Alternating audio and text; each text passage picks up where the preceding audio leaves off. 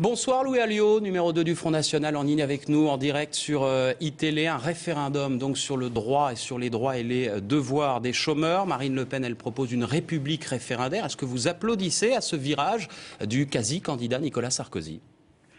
Écoutez, on n'applaudit pas à une prise de position tardive, puisqu'à 70 jours du premier tour de l'élection présidentielle, le président de la République en exercice s'aperçoit que le référendum existe et qu'il peut confier au peuple français le soin de décider de questions importantes. Je remarque qu'effectivement, son changement d'opinion est total, puisque le peuple français s'est prononcé contre la Constitution européenne en 2005 et qu'il est le président qui, dans le dos du peuple français, a repris le texte de cette Constitution et l'a fait voter par le Parlement. C'est donc qu'il y a quand même, j'ai l'impression, dans son esprit, une certaine duplicité, une volonté de communication et qu'il n'a pas l'air convaincu par ce qu'il propose aujourd'hui.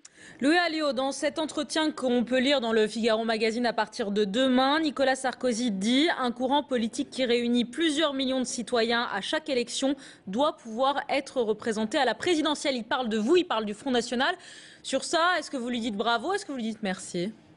Non mais attendez, il est le président de la République. L'article 5 de la Constitution lui confère le rôle de garant des institutions et d'arbitre. Heureusement que pour notre démocratie, le président de la République reconnaît que Marine Le Pen doit être évidemment candidate à cette élection présidentielle.